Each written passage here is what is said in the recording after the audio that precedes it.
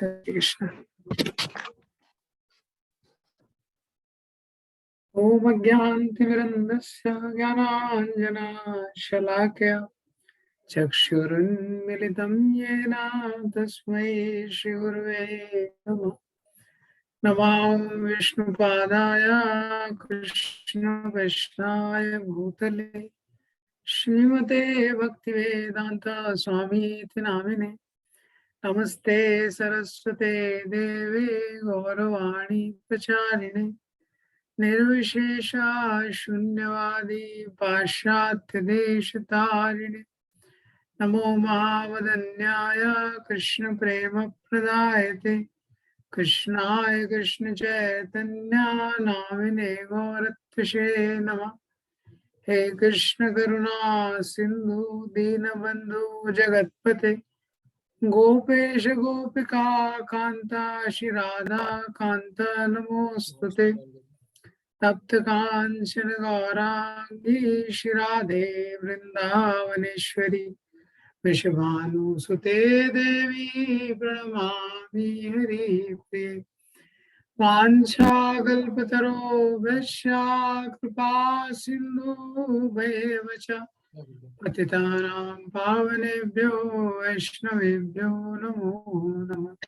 जय श्री कृष्ण चैतन्य प्रभु नित्यानंद श्री अद्वैत गदाधर श्रीवासादि गौर भक्तवृंद।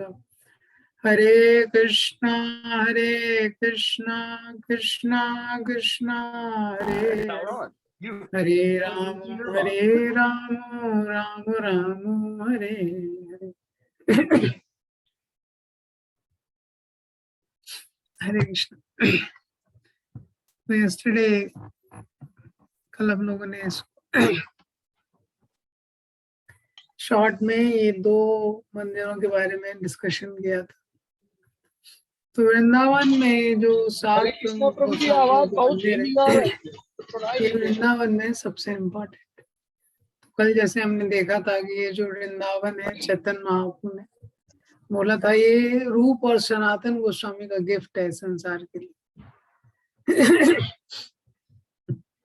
तो हमारे संप्रदाय को रूपानुगा, हम लोग रूपानुगा कहलाते हैं। जो रूप गोस्वामी के पद चिन्हों पे रूप गोस्वामी की जो शिक्षाएं हैं और रूप गोस्वामी का जो उदाहरण है, ये हमारे संप्रदाय के लिए, संप्रदाय के पीछे ये जो बेसिक फोर्स है।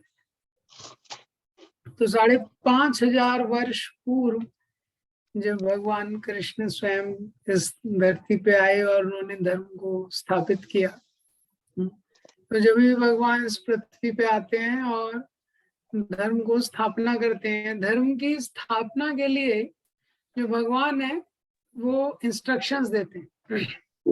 तो स्वयं श्री कृष्ण आए तो उन्होंने भगवत गीता के इंस्ट्रक्शंस दिए। एवं परंपरा प्राप्तम इमं राज ऋषियो विदु। तो परंपरा में प्राप्त होने वाला जो ज्ञान है उन्होंने सबके लिए दिया।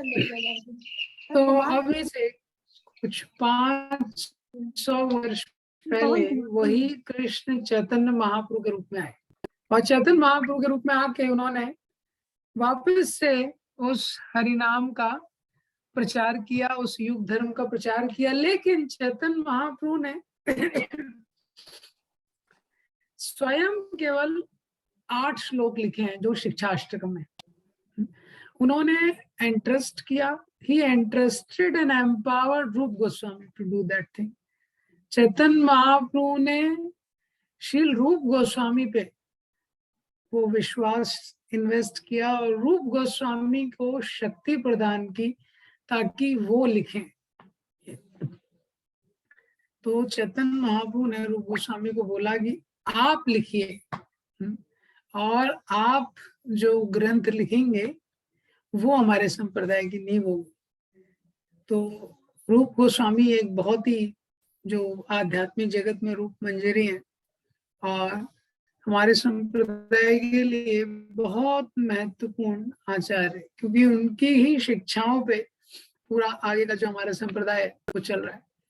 तो रूप गोस्वामी की समाधि जैसा हमने कल देखा था, वो राधा दामोदर मंदिर में रूप गोस्वामी का समाधि है और वहां पे किसी भी आचार्य की जो समाधि होती है तो उनके जाने के बाद भी, इस भौतिक संसार से जाने के बाद भी उनकी प्रेजेंस बहुत डीप रूप में वहां पे रहती है।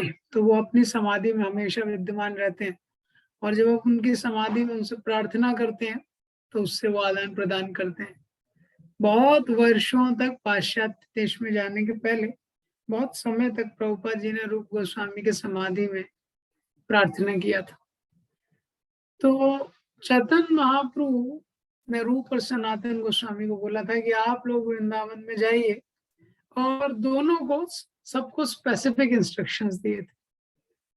तो रूप गोस्वामी जब चैतन्य महाप्रभु वृंदावन आए थे तो वृंदावन से लौटते समय रूप गोस्वामी को प्रयाग में मिले। तुरंत आप तो जो पहले प्रयागराज है, जहाँ पे गंगा, यमुना, सरस्वती, ये तीनों नदियों का संगम होता है। तो चैतन्य महाप्रभु प्रयाग में गए और इतना उन्होंने हरिनाम संकीर्तन किया, तो हरिनाम संकीर्तन में लाखों लाखों लोग नृत्य करने लगे, कीर्तन करने लगे। और उसी समय पे जो रूप गोस्वामी है वो वृंदावन आ रहे थे, तो उनके भी रास्ते में बीच में ये प्रयाग आया। तो रूप गोस्वामी ने देखा है लाखों लोग नृत्य और कीर्तन कर रहे हैं। हाँ, गंगा, यमुना, सरस्वती का यहाँ पे संगम होता है, लेकिन इस संगम के बावजूद कभी प्रयागराज में बाढ़ नहीं आई। लेकिन चैतन्य महाप्रभु ने ये प्रयागराज को हरिनाम की बाढ़ में डुबा दिया है। तो रूप गोस्वामी आते हैं वहां पे, वेणी माधव के वहां देखते हैं चैतन्य महाप्रभु नृत्य कर रहे हैं, सब लोग दिव्य उन्माद में, एक्सटेसी में एकदम एब्जॉर्ब है। तो जब चैतन्य महाप्रभु का हरिनाम संकीर्तन होता था, प्रताप रुद्र महाराज ने भी देखा था, तो एकदम आश्चर्यचकित हो गए थे। ऐसे प्रेम, ऐसे नेत्र, ऐसे प्रेम ध्वनि कहाँ नहीं देखी और कहाँ नहीं सुनी। तो चैतन्य चरितामृत में प्रताप रुद्र महाराज जब ऊपर से देखते हैं कि चैतन्य महाप्रभु का हरिनाम संकीर्तन चल रहा है, तो वो बोलते हैं, और राजा थे, बहुत उन्होंने नृत्य देखा था, संगीत देखा था, सब कुछ देखा था, लेकिन ऐसा नहीं देखा था। तो चैतन्य महाप्रभु का हरिनाम संकीर्तन जब रूप गोस्वामी ने वहां पे देखा, वहां पे अनुपम के साथ आए थे, जो उनके गौर भाई थे। तो वहां पे रूप गोस्वामी चैतन्य महाप्रभु से मिलते हैं, और जैसे ही अपने दांतों में तृण रख के पूरा साष्टांग प्रणाम करते हैं, और वहां पे रूप गोस्वामी वो कंपोज करते हैं, नमो महावदन्याय कृष्ण प्रेम प्रदायते कृष्णाय कृष्ण चैतन्य नामिने गौरत्विषे नमः। नमो महावदन्याय। हाँ, कि आप आए, और निश्चित ही चैतन्य महाप्रभु बहुत कृपालु है, बहुत कृपालु है। जब रूप सनातन गोस्वामी चैतन्य महाप्रभु से मिलने जाते हैं, तो वो बोलते हैं, हमें इतनी अयोग्यता है, हम तो आपके सामने भी नहीं आ सकते। अपना अयोग्य देख मने पाए शोक। अपनी अयोग्यता के बारे में जब भी चिंतन करते हैं तो मन में बड़ा शोक होता है कि हम तो आपके पास आने के लायक भी नहीं, आपके समक्ष भी हम लोग नहीं आ सकते हैं। तुम्हारे गुण मने उपजाए लोग, लेकिन तुम्हारे आपके गुणों के बारे में जब चिंतन करते हैं तो मन में लोग उत्पन्न हो जाता है कि हमारी तो कोई योग्यता नहीं है, लेकिन आपका ये स्वभाव है। नमो महावदन्याय, कि आप बहुत कृपा करने वाले, बहुत दयालु हैं। तो कोई दयालु व्यक्ति है, या कोई बहुत चैरिटी देने वाला है, कोई बहुत मैग्नानिमस है, तो कुछ बहुत स्पेशल चीज देगा। तो क्या चैतन्य महाप्रभु दे रहे हैं जो इतना स्पेशल है? कृष्ण प्रेम। नमो महावदन्याय कृष्ण प्रेम प्रदायते। दायते मतलब देना, प्रदायते मतलब जबरदस्ती सारी जीवात्माओं को देने के लिए वो रेडी। पात्र पात्र ना देखी स्थान स्थान। तो चैतन्य महाप्रभु देखते नहीं है कौन पात्र है कौन अपात्र है। हाँ, इस प्रकार का चिंतन। तो ये जो प्रेयर्स हैं, बहुत फेमस प्रेयर्स हैं, ये रूप गोस्वामी ने प्रयागराज में दंडोत करने के बाद भगवान के लिए ऑफर की। उसके बाद प्रयाग में दशाश्वमेध घाट में 10 दिन रूप गोस्वामी को चैतन्य महाप्रभु ने उपदेश दिया था। हाँ, तो चैतन्य महाप्रभु रूप गोस्वामी के हृदय में प्रवेश करके चैतन्य महाप्रभु ने उनको एम्पावर किया to understand and realise his teachings. Chaitanya Mahaprabhu की जो शिक्षाएं हैं उनको समझे और रियलाइज करें। शास्त्र को समझने में ही कई दिक्कत हो जाती है कई बार। कितने सारे कोर्सेज हैं, भक्ति शास्त्री और भी बहुत सारे कोर्सेज हैं, वो भी बहुत बड़ा तपस्या हो जाता है। लेकिन समझने के बाद उसको रियलाइज करना, सर्वस्य चाहं हृदय सन्निविष्टो मत्ता स्मृति ज्ञानम अपोहनम च। भगवान जो हृदय में है, जब उनकी कृपा होती है तभी शास्त्रों के सार को कोई ग्रहण कर पाता है। जब चैतन्य महाप्रभु स्वयं जब निमाई पंडित के रूप में थे तो बहुत बड़े विद्वान थे, बहुत बड़े विद्वान थे और बहुत सारे इनके स्टूडेंट्स थे। और चैतन्य महाप्रभु निमाई पंडित जिनको पढ़ाते थे तो जो सब्जेक्ट पढ़ने में 10 साल 12 साल लग जाता था, इनके विद्यार्थी 2 महीने में समझ जाते थे। कौन सा टेक्निक था कि 2 महीने में समझ जाते थे? कौन सा स्पेशल क्रैश कोर्स था? तो स्पेशल टेक्निक था कृपा का। भगवान की कृपा होगी तो व्यक्ति तुरंत समझ जाएगा क्या सार है, और नहीं कृपा होगी तो हो सकता है बहुत कुछ पढ़ने के बाद भी उसको समझ में ना आए। तो चैतन्य महाप्रभु ने रूप गोस्वामी का एटीट्यूड देख के रूप गोस्वामी के हृदय में प्रवेश किया और उनकी शक्ति का संचार किया रूप गोस्वामी को, ताकि वो सब कुछ समझ पाए। और वहां पे 10 दिन चैतन्य महाप्रभु रूप गोस्वामी को शिक्षाएं देते हैं। हाँ, तो सबसे पहले बताते हैं कि कैसे इस संसार में 84 लाख योनियां हैं और वो 84 लाख योनियों में मनुष्य जन्म मिलना बहुत मुश्किल है। दुर्लभम मीमांसम जन्मा देहिनाम क्षणभंगुरे।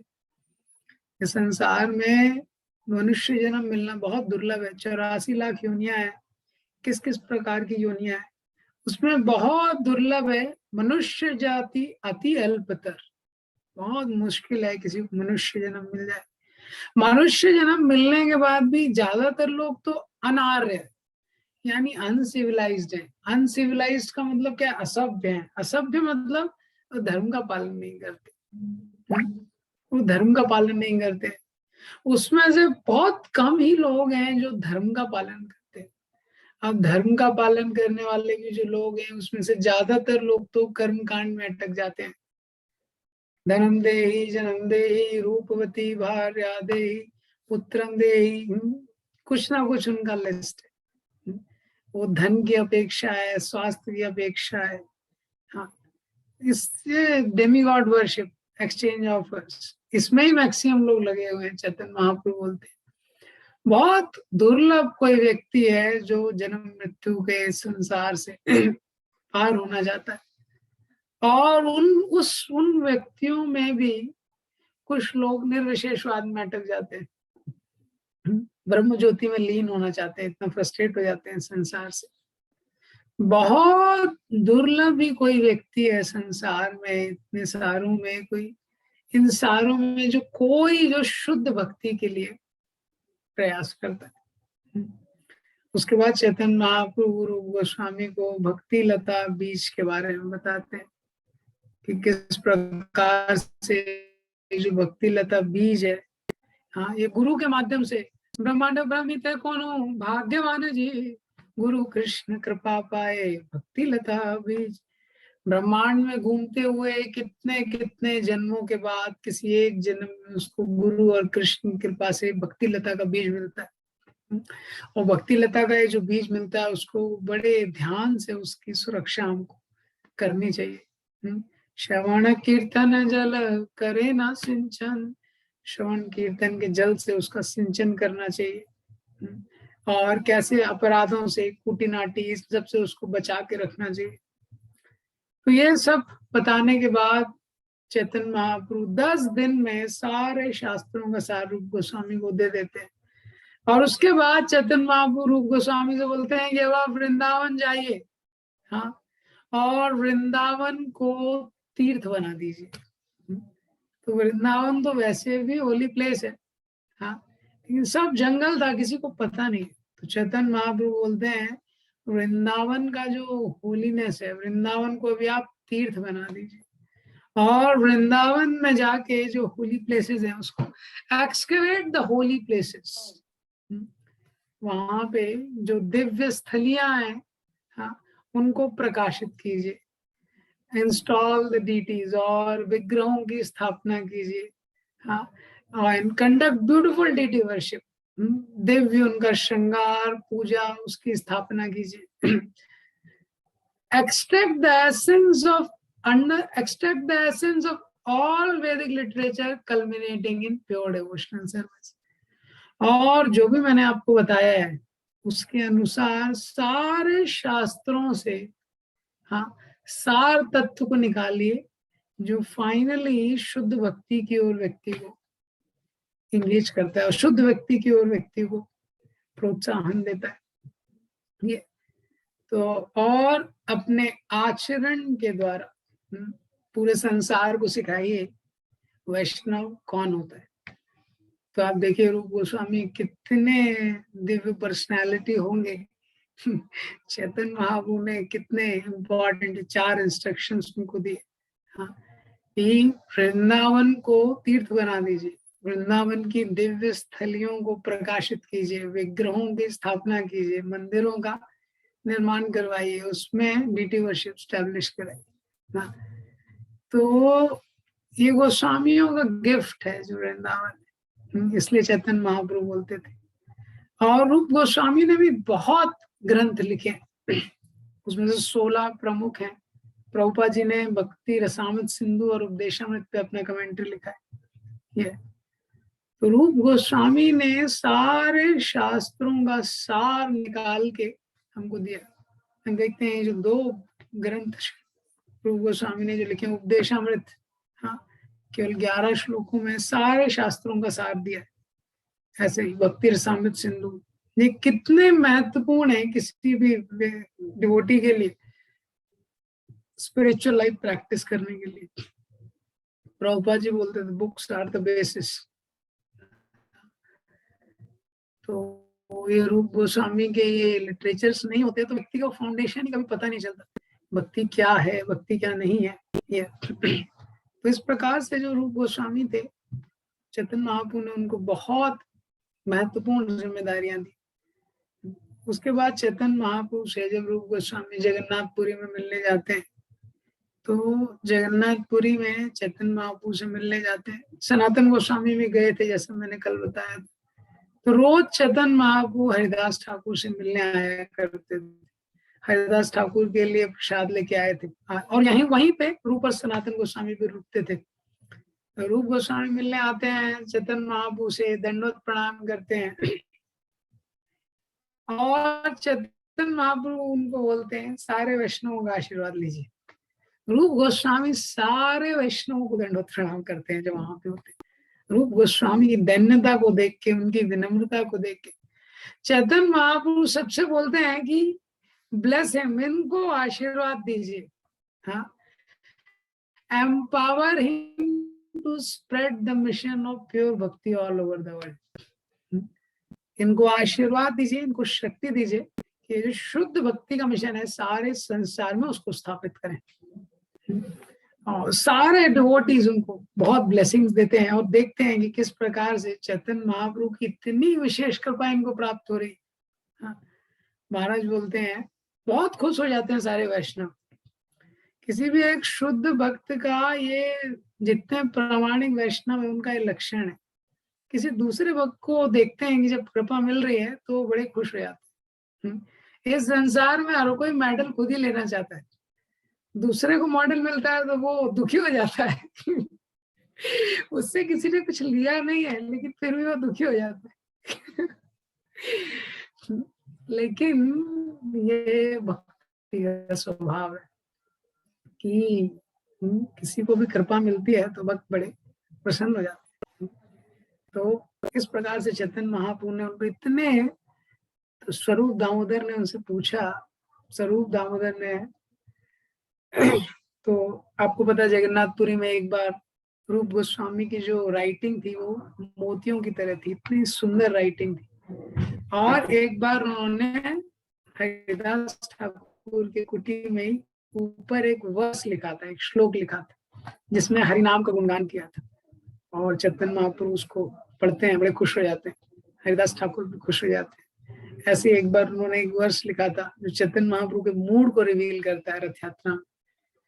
वो वर्ष जब पढ़ते हैं तो चैतन्य महाप्रभु बोलते हैं कि कैसे तुमको मेरे हृदय की बात पता चली। चैतन्य महाप्रभु बोलते हैं, और स्वरूप दामोदर बोलते हैं कि निश्चित ही इनके ऊपर आपकी कृपा है, क्योंकि बिना आपकी कृपा के कौन आपके हृदय की बात को जान सकता है। तो फिर चैतन्य महाप्रभु स्वरूप दामोदर से बोलते हैं कि हाँ, मैंने इन पे कृपा की है, क्योंकि Rup Goswami, I saw him fit candidate to reveal the mysteries of Vrindavan to the whole world. Chaitanya Mahaprabhu बोलते हैं, मैंने देखा कि ये योग्य व्यक्ति हैं जो वृंदावन को, सारे संसार को प्रकाशित, सारे संसार को रिवील कर सकते हैं कि वृंदावन धाम क्या है। तो रूप गोस्वामी हमारे संप्रदाय के आचार्य हैं, बहुत महत्वपूर्ण उनका योगदान है। उन्होंने बहुत सारे ग्रंथ लिखे हैं, उसमें से 16 बहुत महत्वपूर्ण है। उसमें भी जो 2 हैं जिसपे प्रभुपाद जी ने जो कमेंट्री लिखी है वो साधकों के लिए बहुत महत्वपूर्ण है, उपदेशामृत और भक्ति रसामृत सिंधु। उसके बाद देखते हैं कि रूप गोस्वामी ने जीव गोस्वामी को ट्रेनिंग दिया। तो जीव गोस्वामी जब वृंदावन में आते हैं तो रूप गोस्वामी के साथ रहते हैं, और रूप गोस्वामी और जीव गोस्वामी के बीच में बड़ा प्रेम था। रूप गोस्वामी ने ही अपने हाथ से राधा दामोदर के विग्रह बना के जीव गोस्वामी को गिफ्ट किए थे। तो इस प्रकार से रूप गोस्वामी का बहुत कंट्रीब्यूशन है हमारे संप्रदाय में। रूप और सनातन गोस्वामी ये दोनों ह्यूमिलिटी के बहुत लाइव एग्जाम्पल थे।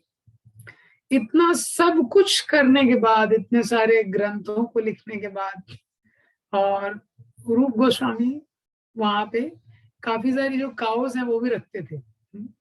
हिंदू महाराज बताते हैं कि वो एक गौशाला भी चलाते, क्योंकि एक ये भी इंस्ट्रक्शन था चैतन्य महाप्रभु का कि जो भी वैष्णव वृंदावन में आते हैं आपको उनका टेक केयर करना है। आपको उनका टेक केयर करना है। तो जो गौशाला से मिल्क आता था तो प्रोवाइड करते थे। साधुओं को ज्यादा चीज नहीं लगती, उस समय नहीं लगती थी। उस समय में अब चेंज हो गया थोड़ा। तो इस प्रकार से रूप गोस्वामी वहां पे रहते थे। इतना सब कुछ करने के बाद भी रूप गोस्वामी के हृदय में बड़ा शोक था, उनको बड़ी चिंता थी कि गोविंद देव का अभी तक उनको पता नहीं चला, गोविंद देव कहाँ है। वो ब्रजवासियों के घर में जाके ढूंढते थे, वृंदावन में घूमते रहते थे, उनको गोविंद देव अभी तक नहीं मिले थे। तो उनको हृदय में बड़ा कष्ट था। हालांकि इतने सारे बड़े बड़े काफी चीजें कर चुके थे। संसार में एक भी चीज व्यक्ति कर लेता है अच्छा, उसको बड़ा घमंड हो जाता है, उसको बार बार याद रखता है। जैसे घर में लोग फ्रंट रूम में मेडल्स का वो बना के वो रखते हैं सबके घर में, क्या मेडल मिला है, क्या ट्रॉफी मिला है, कहाँ मिला है। वो मिला है, खरीदा है, वो भी नहीं पता है, लेकिन फिर भी वो लोग रखते हैं, संतुष्टि होता है उनको थोड़ा। और यहाँ रूप गोस्वामी इतने बड़े आचार्य, इतना सब कुछ कर दिया था, लेकिन एक सेवा जो चैतन्य महाप्रभु ने उनको दी थी वो पूरी नहीं हुई थी। तो उनका ध्यान उस ओर था कि वो मैं सेवा पूरी नहीं कर पाए चैतन्य महाप्रभु की। तो इस प्रकार से बड़े चिंतित थे वो इसको लेके कि कैसे गोविंद देव मिलेंगे। तो उतने में एक दिन एक बालक उनके पास आता है। तो वो बैठे होते हैं एक वृक्ष के नीचे, बालक आता है, बहुत सुंदर बालक। और उसको देख के रूप गोस्वामी पूरी तरह से आकर्षित हो जाते हैं। बोलते हैं बाबा आप इतने उदास क्यों हैं? और रूप गोस्वामी अपने पूरे हृदय की बात उसको बता देते हैं। वैसे तो भगवान ऑलरेडी सबके हृदय में है, उनको ऑलरेडी पता है, वो ट्यून इन है, लेकिन फिर भी बताते हैं सब। तो वो बोलता है अरे मुझे पता है गोविंद देव कहाँ है, और वो रूप गोस्वामी को बताता है कि यहाँ पास में गोमती हिल है, टीला है गोमती, वहां पे एक सुरभि गाय आती है, रोज वहां पे दूध दे के चली जाती है। तो वो लेके जाता है, उनको इंडिकेट करता है, गायब हो जाता है। रूप गोस्वामी समझ जाते हैं कि ये तो स्वयं गोविंद देव, हाँ, गोविंद देव ने खुद ही आके बता दिया कि वो कहाँ है। उनको बड़ा हृदय में वो होता है कि मैं गोविंद देव की, मैं भगवान मेरे पास समक्ष प्रकट हुए, मैं उनकी कुछ सेवा नहीं कर पाए, बड़ा उनको हृदय में ग्लानि होती है, अनकॉन्शियस हो जाते हैं। फिर थोड़ी देर बाद जब वो चेतना में आते हैं, उनको लगता है कि भगवान ने जो इंस्ट्रक्शन दिया था वो मुझे पूरा करना चाहिए। ये तो सारे गांव वालों को इकट्ठा करके लेके आते हैं गोविंद देव को ढूंढने के लिए। और फिर उस पहाड़ के वहां जाते हैं, वो गाय जहाँ दूध दे रही होती है, वो गाय ने इतना दूध दिया होता है कि प्रैक्टिकली वो मड वहां से निकालने के लिए, मिट्टी निकालने में कुछ भी मेहनत नहीं लगती है ना, क्योंकि सब कुछ एकदम सॉफ्ट हो गई होती है वो मड, इतना मिल्क वहां पे उस सुरभि गाय ने दिया होता है। फिर बहुत ही ध्यान से, बड़े ध्यान से वहां पे नीचे जो दिव्य श्री गोविंद देव का विग्रह है उसको निकालते हैं, उसका प्राकट्य होता है, और इतने सुंदर गोविंद देव, कंदर्प कोटि कमनीय विशेष शोभम, गोविंदमादि पुरुषम तमहम भजामि। करोड़ों करोड़ों कंदर्पों से भी सुंदर श्री गोविंद देव वहां पे प्रकट होते हैं। गोविंद देव का फिर रूप गोस्वामी पहला डीटी वर्शिप करते हैं। रूप गोस्वामी स्वयं जब गोविंद देव का डीटी वर्शिप करते हैं, ब्रह्मा जी और सारे देवता भी वो आरती में डिस्गाइज फॉर्म में वेश बदल के वहां पे रहते हैं। रूप गोस्वामी चेतन महाप्रभु पत्र लिखते हैं कि गोविंद देव को, हाँ, गोविंद देव का प्राकट्य हो गया। जैसे ही चेतन महाप्रभु को पत्र मिलता है, चेतन महाप्रभु बड़े खुश हो जाते हैं। अब रूप गोस्वामी गोविंद देव की सेवा करना शुरू करते हैं, गोविंद देव की बड़े दिव्य स्तर पे सेवा शुरू हो जाती है। हाँ, और बहुत सुंदर सुंदर श्रृंगार चैतन्य चरितमृत में भी हम देखते हैं, बहुत डिटेल्ड डिस्क्रिप्शन है कैसे गोविंद देव की सेवा होती थी, कितने सारे सेवक गोविंद देव की सेवा में लगे रहते थे।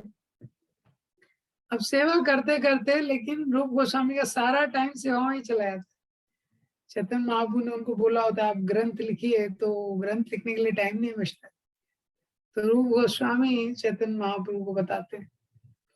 तो चेतन महाप्रभु के दो अंग सेवक होते हैं। चेतन महाप्रभु के गुरु थे ईश्वरपुरी, तो उनके दो सेवक थे, उनके काशीश्वर पंडित और गोविंदा। और जब ईश्वरपुरी ये संसार छोड़ के जाते हैं तो उन दोनों को बोलते हैं कि आप गौरंग महाप्रभु के अंग सेवक, उनके पर्सनल सर्वेंट बन जाइए। तो काशीश्वर पंडित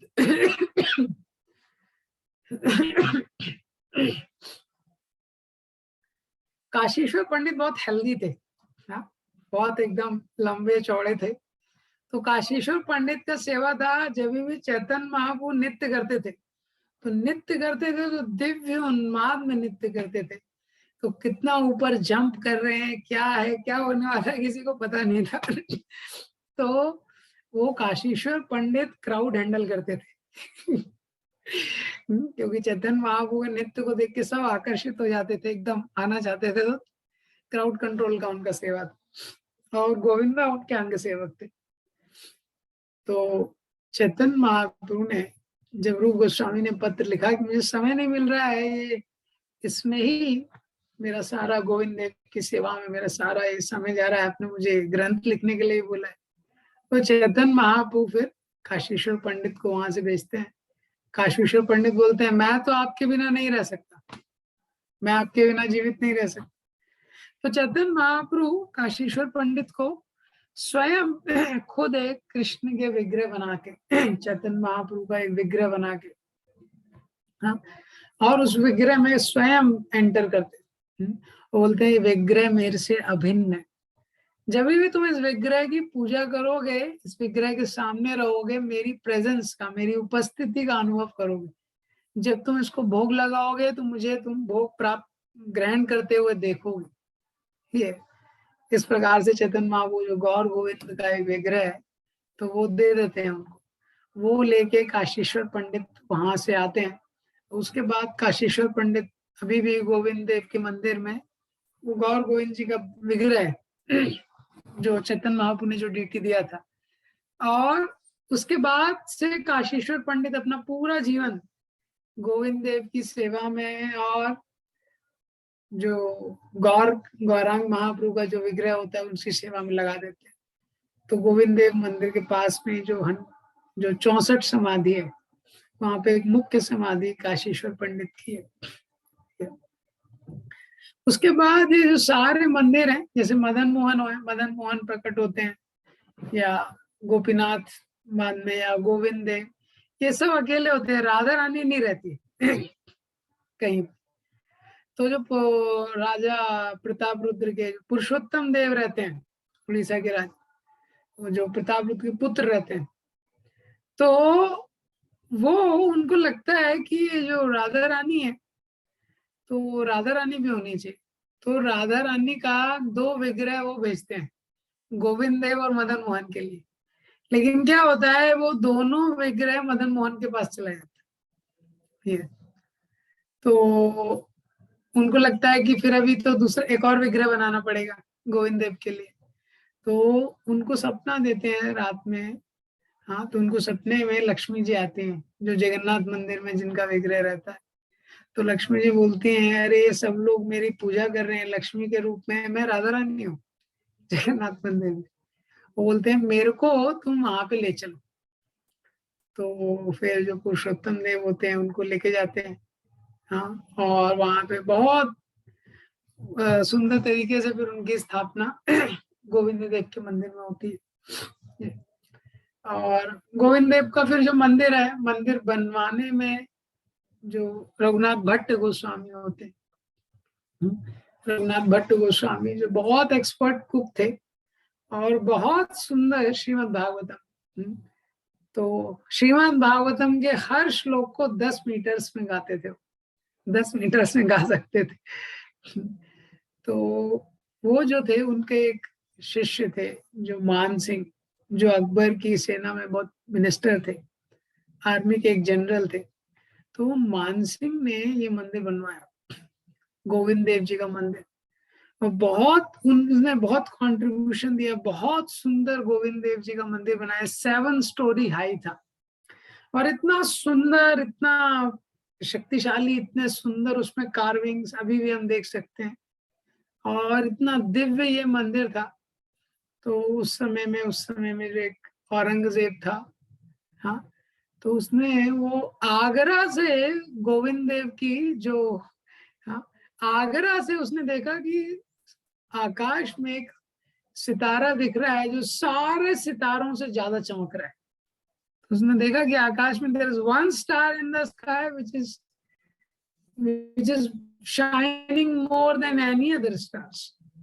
तो उसने पूछा, तो मिनिस्टर ने बताया, अरे ये गोविंद देव जी का दिया चल रहा है हाँ, गोविंद देव जी का आरती चल रहा है। तो उसको बड़ा वो आसुरी प्रवृत्ति का था। तो 3 स्टोरी उसने तोड़ दी, और भी ट्राई किया लेकिन पॉसिबल नहीं हुआ, इतना स्ट्रांगली बिल्ट वो टेम्पल था।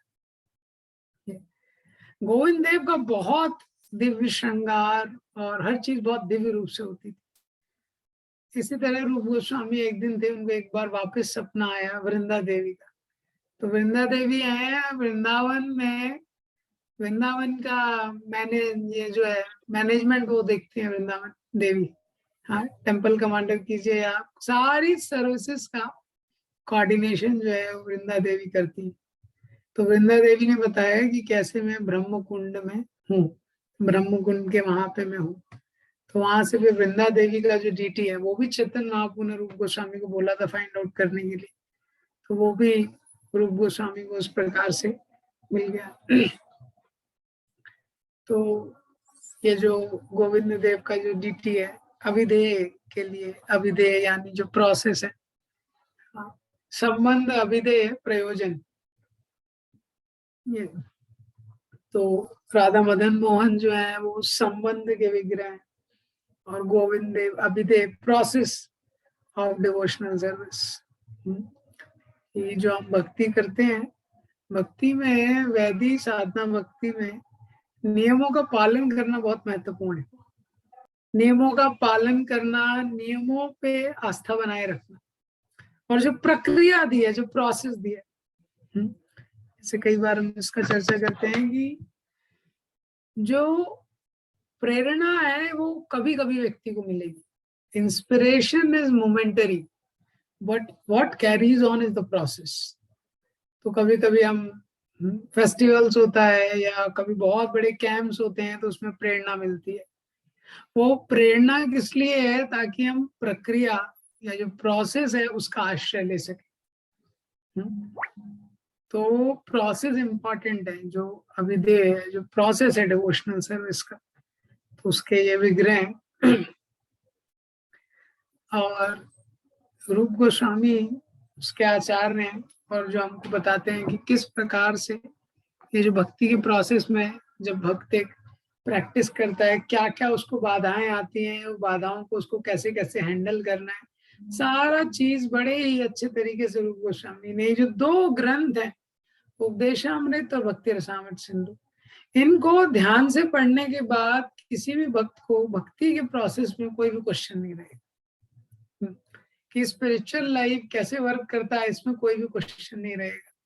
उसको अपने जीवन में, घर में कैसे अपनाया जा सकता है, इसके बारे में कोई भी कंफ्यूजन नहीं रहेगा। और तो ये राधा गोविंद देव जी का मंदिर है, बहुत सुंदर मंदिर है, अभी भी वहां पे है। चैतन्य महाप्रभु का डीटी है, गोविंद देव, राधा रानी, जगन्नाथ, बलदेव, सुभद्रा का भी वहां पे डीटी है ये। और राधा गोपीनाथ जी का जो विग्रह है, जहाँ मधु पंडित जी की समाधि है। तो रघुनाथ दास गोस्वामी हमारे प्रयोजन आचार्य है।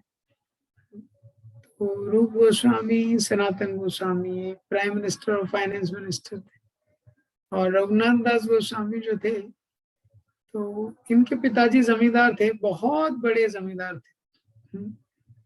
तो इंद्र के, नित्यानंद प्रभु स्वयं इनके बारे में बताते हैं चैतन्य चरितामृत में कि इंद्र के समान ऐश्वर्य इनके पास था। तो 2 अंकल थे, हिरण्य मजुमदार, गोवर्धन मजुमदार, उनके एक ही, उसके बाद एक ही जो थे, जिनके नाम पे पूरे एक ही हेयर थे, रघुनाथ दास गोस्वामी। और ये प्रयोजन आचार्य हैं। रघुनाथ दास गोस्वामी का जीवन शॉर्ट में आप लोगों ने ऑलरेडी सुना है। शुरू से ऐसे ऐश्वर्य में इनका जीवन था, लेकिन जब ये छोटे थे तो छोटे में ही जो यदुनंदन आचार्य थे, इनके प्रीस्ट थे, वो इनको लेके गए। कहाँ पे लेके गए? हरिदास ठाकुर के पास। तो जहाँ स्पोर्ट्स था, जहाँ खेलने जाते थे, तो वहां जाते थे, तो वहीं पे बैठ के पास में हरिदास ठाकुर चैंटिंग करते थे। तो बाकी बच्चे खेलने लगते थे, लेकिन जो ये रघुनाथ दास गोस्वामी थे, ये क्या करने लगते थे, हरिदास ठाकुर के साथ बैठ के वहां पे वो उनको ऑब्जर्व करते थे। हरिदास ठाकुर के संग से बचपन से ही इनको नाम में एक विशेष रुचि हो, भगवान का नाम जप करने में एक बहुत विशेष रुचि हो गई इनको बचपन से। उसके बाद जैसे जैसे बड़े हुए, चैतन्य महाप्रभु को अपना जीवन समर्पित करना चाहते थे। हाँ, और हर माता पिता की तरह इनके माता पिता इनकी शादी कराना चाहते थे। तो इनकी शादी करवा दी। शादी करने के बाद भी, विवाह के बाद भी इनका इच्छा था भगवान को पूरी तरह से चैतन्य महाप्रभु का शरण लेने का। ये और हम देखते हैं उसके बाद, क्योंकि इनका ये चैतन्य महाप्रभु के नित्य पार्षद है, हाँ, कैसे वो चैतन्य महाप्रभु के आंदोलन में सम्मिलित हो जाते हैं। और चैतन्य महाप्रभु के आंदोलन में होने के बाद हम देखते हैं रघुनाथ दास गोस्वामी का डिटर्मिनेशन। जो प्रयोजन है संसार में, हम लोग रोज रिसाइट करते हैं in order to quickly achieve the desired success, Krishna प्रेम। हाँ, एकदम इमीडिएटली अटेन करने के लिए सक्सेस क्या है, वो कृष्ण प्रेम। लेकिन उसके लिए कितनी दृढ़ता चाहिए वो हमको रघुनाथ दास गोस्वामी से पता चलता है, जो प्रयोजन आचार्य हैं, कि किस प्रकार का जो फोकस है डिवोशनल लाइफ में, भक्ति के पथ पे कैसा फोकस होना चाहिए और कैसी दृढ़ता होनी चाहिए। तो रघुनाथ दास गोस्वामी के लाइफ में जो एक सबसे महत्वपूर्ण चीज हम देखते हैं कि he kept on refining his devotional services। भक्ति के उतने उच्च स्तर पे होने के बाद भी उनको लगा कि अभी मैं सफिशिएंटली भक्ति नहीं कर रहा। इस संसार में हम कुछ भी करते हैं, कोई भी व्यक्ति अब देखेंगे कोई बिजनेस कर रहा है, तो बिजनेस कर रहा है तो अगर इस साल सपोज उसको 5 लाख का प्रॉफिट हुआ, हाँ, तो अगले साल उसको बढ़ाना चाहेगा कि सोचेगा 5 लाख बहुत, इससे ज्यादा नहीं होना चाहिए, ज्यादा हो जाएगा, नहीं, और बढ़ाना चाहता है, फिर 10 लाख होता है, 15 लाख होता है, वो और बढ़ाना चाहता है, और बढ़ाना चाहता है, राइट। कोई भी चीज व्यक्ति प्रामाणिक रूप से करता है तो उसका स्वभाव क्या है कि उसको बढ़ाना चाहता है। तो रघुनाथ दास गोस्वामी के लाइफ में केप्ट ऑन रिफाइनिंग, अपने भक्ति को वो और तीव्र करते गए, तीव्र करते गए, और वैसे ही उन्होंने चैतन्य महाप्रभु का बहुत आशीर्वाद प्राप्त किया। ये चैतन्य महाप्रभु ने जो स्वरूप दामोदर थे उनको उनको सौंपा ट्रेनिंग के लिए, और चैतन्य महाप्रभु ने जो अपना गुंज माला और गोवर्धन शिला रघुनाथ दास गोस्वामी को गिफ्ट किया था। हाँ, ये जो गुंज माला और गोवर्धन शिला है, ये दोनों चैतन्य महाप्रभु के लिए बहुत विशेष थे। हाँ, वो गुंज माला भी चैतन्य महाप्रभु पहने रहते थे, और जो गोवर्धन शिला है वो भी उनके गले में हमेशा रहती थी, और हमेशा चैतन्य महाप्रभु के अश्रुओं से वो द्रवित रहती थी। तो बहुत ही इंटीमेट, बहुत ही स्पेशल ये जो 2 गिफ्ट हैं वो चैतन्य महाप्रभु ने श्री रघुनाथ दास गोस्वामी को दिए। ये जो राधा गोकुलानंद का मंदिर है वहां पे हम देख सकते हो सिंहासन में ये 2 गिफ्ट रखे। तो राधा गोपीनाथ का जो मंदिर है वहां पे भी गोपीनाथ जी के जो प्रयोजन विग्रह हैं, बहुत सुंदर विग्रह है। उसी के कंपाउंड में मधु पंडित जी का समाधि है, और वहां पे भी श्रीमती राधा रानी नहीं थे। वहां पे भी जो राधा रानी का एक विग्रह था, तो वो विग्रह एक बार जानवा माता जी वहां पे आती हैं वृंदावन पे घूमते हुए। तो वृंदावन पे जब आती हैं जानवा माता, नित्यानंद प्रभु की जो वाइफ होती, तो जानवा माता जब वृंदावन में आती है तो गोपीनाथ का जब दर्शन करती हैं, हर मंदिर में दर्शन कर रही होती है, गोपीनाथ जी का दर्शन करती है, उनको लगता है राधा रानी का साइज थोड़ा छोटा है प्रोपोर्शन में गोपीनाथ जी से, उनको लगता है राधा रानी का साइज थोड़ा छोटा है। लेकिन वो फिर वो सोचती है अरे मैं कौन होती हूँ ये बोलने वाली कि राधा रानी का साइज छोटा है बड़ा है, ये उनको मन में लगता है। लेकिन फिर रात में सपने में गोपीनाथ जी आते हैं, वो बोलते हैं कि आपने सही सोचा, वो राधा रानी का साइज थोड़ा छोटा है, तो ये ना मेरे साइज के अकॉर्डिंग एक दूसरा राधा रानी बनवाई, हाँ, उनको लेफ्ट में रखिए। तो फिर जानना माता बोलती है अरे तो भगवान ने ही बोल दिया। फिर वो गौड़ देश जाती हैं, वहां पे एक स्कल्पचर को ढूंढती हैं, वहां पे राधा रानी का एक विग्रह बनाती हैं, बहुत सुंदर विग्रह, बहुत सुंदर विग्रह, और वहां से 700 स्वर्ण मुद्राएं लेके आती हैं गोपीनाथ जी के लिए, वस्त्र बनवाने के लिए, अलंकार बनवाने के लिए, उनकी पूजा करने के लिए। और जब उनको लेके आ रही होती हैं तो बीच में आते आते कटवा में रुकती हैं, तो वहां पे श्रीनिवास आचार्य जो होते हैं वो वेलकम करने आते हैं सारे डिवोटीज को, वो देखते हैं राधा रानी का इतना दिव्य वो विग्रह, तो श्रीनिवास आचार्य भी वहां 100 गोल्ड कॉइन्स देते हैं उनकी सेवा के लिए। ये और उसके बाद बहुत धूमधाम से वो जो श्रीमती राधा रानी का जो विग्रह होता है उसको ये यहाँ पे गोपीनाथ जी के मंदिर में लाके स्थापित किया जाता है। तो अभी इनमें से बहुत सारे विग्रह अभी जयपुर में, हाँ, मदन मोहन जी का विग्रह अभी करौली में। तो जब औरंगजेब यहाँ पे अटैक करते हैं, औरंगजेब ने जब अटैक किया, जब उन्होंने इस सिटी पे। तो उससे पहले ही जो यहाँ के गोस्वामी थे उन्होंने यहाँ के विग्रहों को, राधा विनोद जी, राधा दामोदर, राधा मदन मोहन, राधा गोपीनाथ, राधा गोविंद देव, बहुत सारे विग्रहों को जयपुर भेज दिया। तो जयपुर में उस समय जय सिंह, मानसिंह, मानसिंह के बाद जय सिंह, तो जयपुर के जो राजा हुए हैं गोस्वामियों के बहुत बड़े भगवान के भक्त हुए हैं ये, और विग्रहों के प्रति इनकी बहुत आस्था थी। और ये लोग गोस्वामियों के पदचिन्हों पे चलने वाले थे, तो उन्होंने बहुत सुरक्षित रूप से उन विग्रहों को रखा और जयपुर की सिटी के बहुत स्ट्रॉन्ग वॉल्स बनवाई सिटी के चारों ओर विग्रहों की सुरक्षा के लिए। हाँ, इसलिए वो जयपुर उस सिटी का नाम पड़ा, सिटी ऑफ विक्ट्री, हाँ, जय प्रदान करने वाली। और उस शहर के एकदम मध्य में बीचों बीच उन्होंने वहां पे गोविंद देव का जो मंदिर है, श्री गोविंद देव, वो गोविंद देव का मंदिर अभी भी आप जयपुर में जाएंगे एकदम सेंटर में, हाँ, उसके अराउंड पूरी सिटी को बनाया गया। तो वहां पे श्री गोविंद देव का मंदिर उन्होंने स्थापित किया और दिव्य रूप से उनकी पूजा वगैरह है वो वहां पे अभी भी होती है। तो ये जो श्री गोपीनाथ जी के विग्रह हैं ये प्रयोजन विग्रह है। तो रघुनाथ दास गोस्वामी हैं जो प्रयोजन आचार्य है। महाराज इसमें बताते हैं कि इन विग्रह से हमको प्रार्थना करनी चाहिए कि कैसे जो प्रयोजन है, प्रयोजन क्या है कि अपने वास्तविक स्वरूप में भगवान की सेवा में लगे रहना। और वास्तविक स्वरूप क्या है? चैतन्य महाप्रभु से पूछा किसी ने कि आप कौन है? चैतन्य महाप्रभु ने श्लोक बोला, ना हम विप्रो न च नरपति ना वनस्तो यति।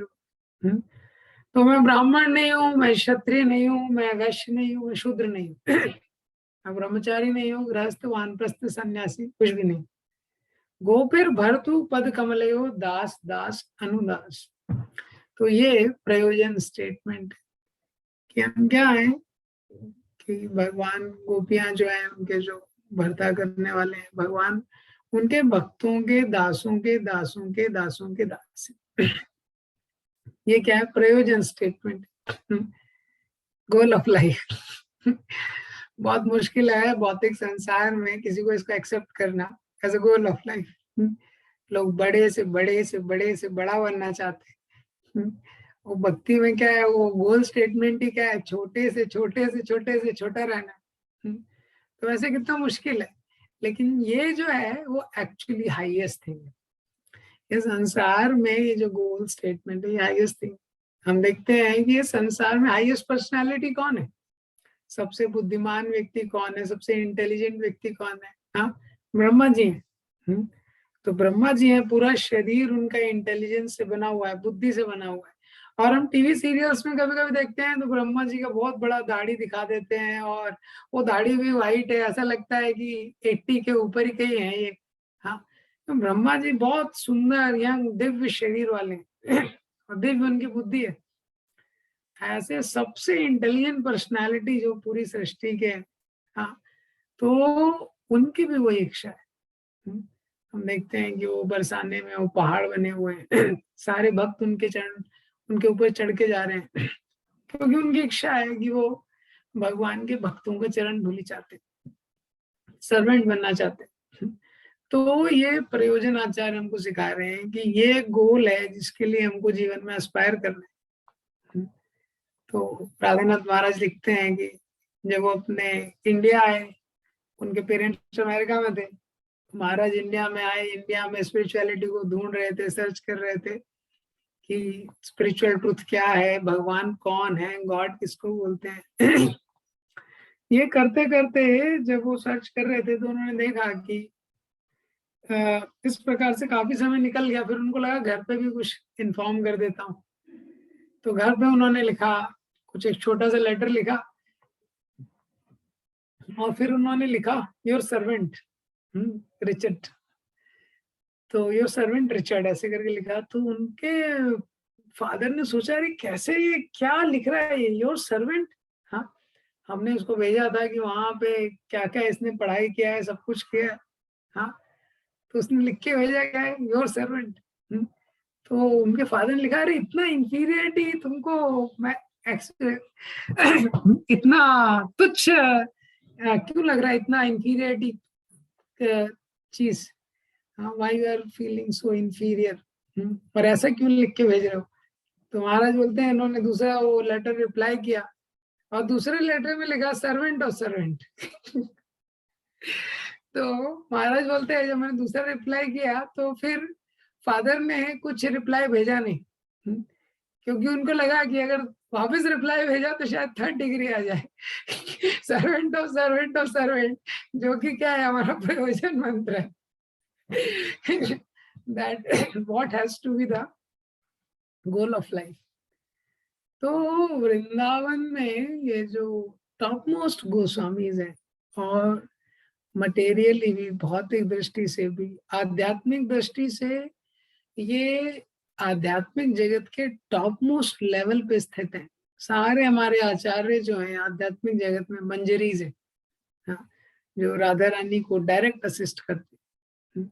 तो आध्यात्मिक रूप से हाईएस्ट है, और भौतिक रूप से भी ये लोग हाईएस्ट लेवल पे थे। मटेरियली इतने रिच, इतने इंटेलिजेंट, इतने ऑपुलेंट ये, और वो ये संसार में आके हमको ये दिखा रहे हैं कि हाईएस्ट चीज क्या है जिसके लिए किसी व्यक्ति को एस्पायर करना चाहिए, और शुद्ध भक्ति किसको बोलते हैं ये। तो बहुत धन्यवाद, बहुत बहुत धन्यवाद आप लोगों का टाइम निकालने के लिए। तो और जो 1-2 मंदिर बचे हैं, हम लोग कोशिश करेंगे कल उसके बारे में डिस्कस करने। श्री वृंदावन धाम की जय। श्रील प्रभुपाद